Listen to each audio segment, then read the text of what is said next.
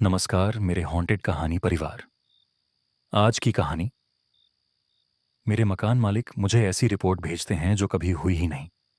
ये कहानी इंटरनेट पर सामने आई एक डरावनी घटना पर आधारित है। इसे सुनने के बाद आप खुद महसूस करेंगे कि कुछ कहानियां सवाल छोड़ जाती हैं। मेरा नाम समीर है।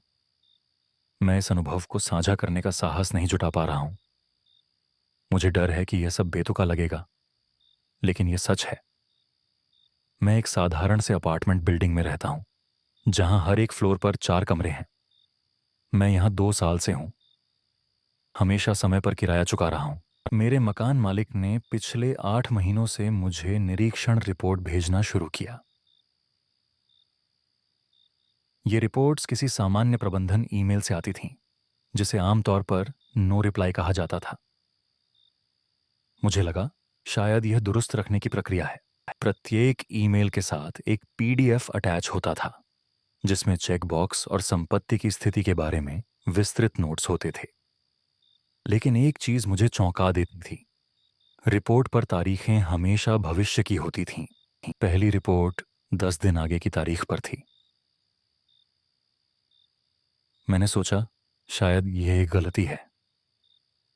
रिपोर्ट में कुछ भी समस्याग्रस्त नहीं था, इसलिए मैंने इसे बिना पढ़े ही डिलीट कर दिया। लेकिन फिर अगले महीने फिर से वही गलती हुई, और इस बार रिपोर्ट की तारीख और ज्यादा आगे की थी। मैंने सोचा क्या हो रहा है? भूखे।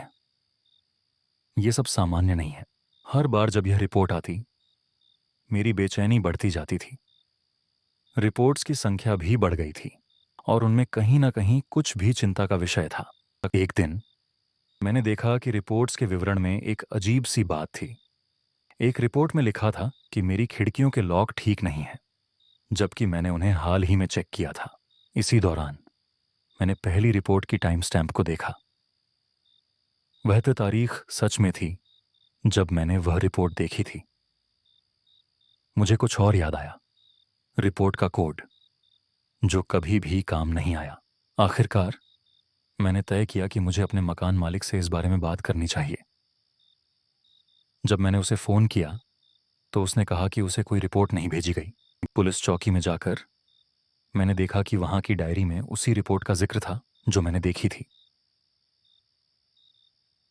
लेकिन तारीखें बिल्कुल अलग थीं। मुझे समझ में नहीं आ रहा था कि मैं क्या करूं। मैंने फिर से अपने ईमेल में देखा और उस रिपोर्ट का संदर्भ कोड दिया, लेकिन वह कोड भी मेरे लिए नहीं मिल रहा था। सब कुछ उलझा हुआ था। जब मैंने मकान मालिक से मिलने का फैसला किया तो उसने अपनी आंखों में एक अजीब सी चमक दिखाई। उसने कहा, तुम्हारे अपार्टमेंट में कोई और है? मैंने सोचा कि शायद यह उसका मजाक है, लेकिन उस रात मैं सुनाई दी आवाजें सुनने लगा, जैसे कोई दरवाजे पर दस्तक दे रहा हो। अगले दिन जब मैंने रिपोर्ट्स की फाइल खोलने की कोशिश की तो मेरा कंप्यूटर अचानक क्रैश हो गया। एक अजीब सी छाया जैसे मेरी स्क्रीन पर दौड़ गई। बंदूक की आवाजें सुनकर मैं बाहर भागा। पुलिस ने मुझसे कहा कि मकान मालिक के बारे में कई रिपोर्ट पहले ही आ चुकी थीं, लेकिन सभी में वही एक लाइन थी, अपार्टमेंट खाली करो। बट मैंने सोचा कि यह तो नहीं हो सकता। सबूत तो मेरे पास हैं, लेकिन क्या यह सब सच में हो रहा था?